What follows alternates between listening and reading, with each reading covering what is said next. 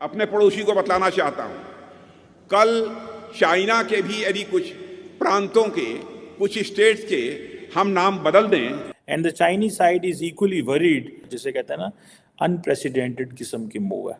चीन की चालबाजी को उसी की भाषा में जवाब देने के लिए भारत तैयार है। उसके लिए मेरा ख्याल है इंडिया अपने जो ट्रेडिशनल मीन्स हैं उनको इस्तेमाल करना चाहता है, जिसमें मैक्सिमम एयर पावर लेना, मैक्सिमम सी पावर लेना।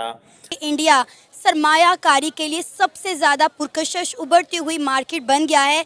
चाइना को पीछे छोड़कर क्या कहेंगे, कितनी बड़ी अचीवमेंट है इंडिया के लिए? ये तो बहुत बड़ी अचीवमेंट इंडिया की, क्योंकि इंडिया में अपॉर्चुनिटीज़ बहुत ज़्यादा है। सबसे पहले तो मैंने आपको कहा, सब्जियां भी हम हिंदुस्तान से मंगवा रहे हैं हम गाड़ियां भी हिंदुस्तान से मंगवा सकते हैं, उनकी गाड़ियां इतनी सस्ती हैं, वो खुद बना रहे हैं। और हमारे यहाँ जो पार्ट्स हैं, गाड़ियों के पार्ट्स हैं, वो भी हम खुद नहीं बना रहे। इससे पहले कि अगर 2020 की बात करें तो 2020 में भी भारत ने चाइना को अच्छा मजा चखाया था। खबर यह है कि चीन तड़प रहा है और उसके पता ही नहीं चल रहा कि सामने कौन खड़ा है।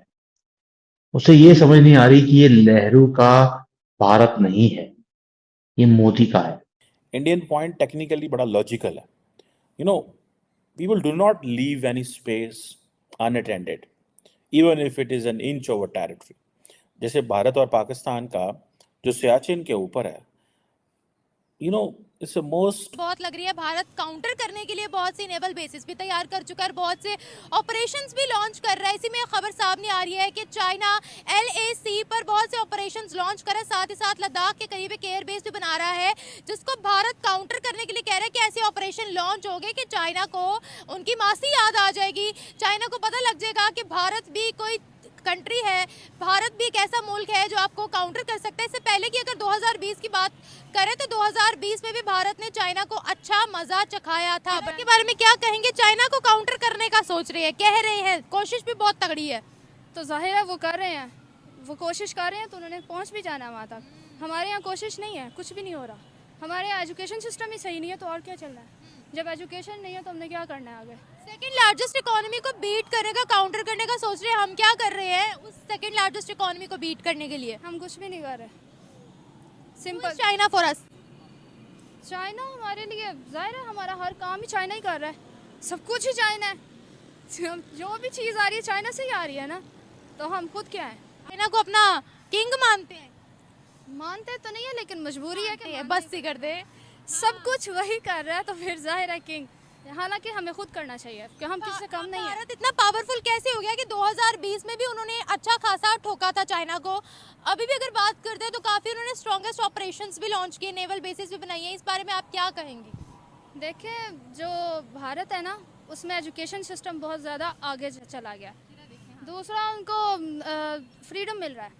हमारे यहाँ थोड़ा सा भी फ्रीडम लें तो उनको जेल में डाल दिया जाता है। कैसा फ्रीडम है भारतीयों के पास? भारतीयों के पास जाहिर है वो अपने राइट यूज़ करते हैं। हमारे यहाँ राइट यूज़ करें, यहाँ पे ज़रा नाम ले एक आप जेल में पहुँची होंगी। ईगो डाला ऑन इट्स वे। नहीं, ये चीज़ आप डालें ना, इसमें पता चलेगा आपको।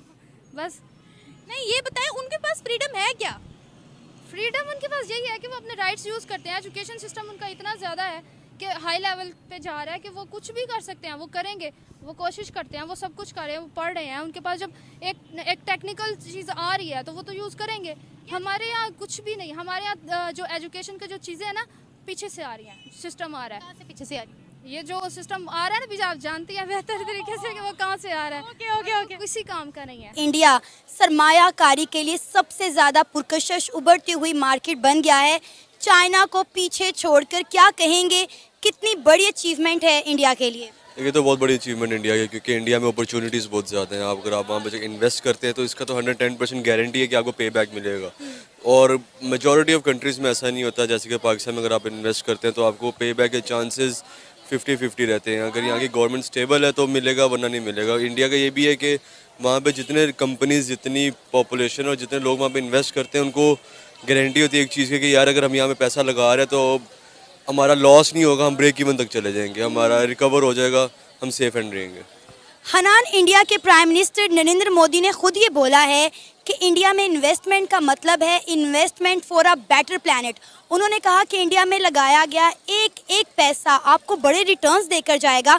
क्या कहेंगे, जब एक मुल्क का प्राइम मिनिस्टर खुद इतने बड़े दावे कर रहा है तो लोगों का कॉन्फिडेंस और कितना बिल्ड होगा इससे? देखिए एक तो नरेंद्र मोदी की कॉन्फिडेंस बहुत ज़्यादा अपनी कौम के ऊपर, अपने लोगों के ऊपर, क्योंकि पिछले 2 गवर्नमेंट्स उसी की आ रही हैं और होपफुली जैसे वो काम कर आगे जाके भी उसी की जाएंगी। वहाँ की गवर्नमेंट बहुत स्टेबल है, इसलिए वो दावे के साथ कहता है कि यार अगर यहाँ पे आप इन्वेस्ट करोगे तो आपको फ़ायदा होगा, और होना भी चाहिए, क्योंकि जब तक एक मुल्क के अंदर एक गवर्नमेंट स्टेबल रहेगी, लोग वहाँ के स्टेबल रहेंगे और हुकूमत पब्लिक जो उनके साथ देगी एक बंदे का, तो स्टेबिलिटी तो रहेगी।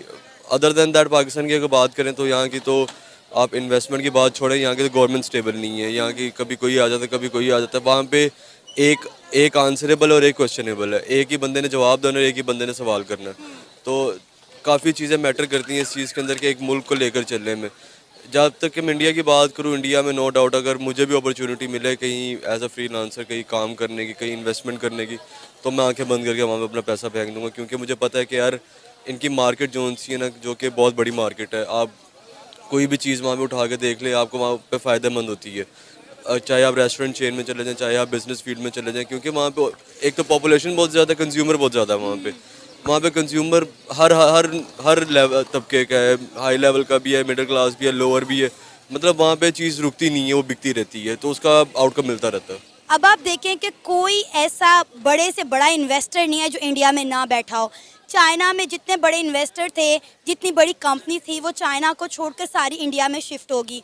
उन्होंने अपने मैन्युफैक्चरिंग हब्स जो हैं वो इंडिया में शिफ्ट कर लिया। अभी रिसेंटली बात है, इलॉन मस्क ने टेस्ला जो है वो इसकी मैन्युफैक्चरिंग इंडिया में शुरू कर दी, और उसके साथ साथ आप देखें कि 2 एप्पल स्टोर जो है वो इंडिया में खुले हैं। तो मेरा ख्याल है कि इस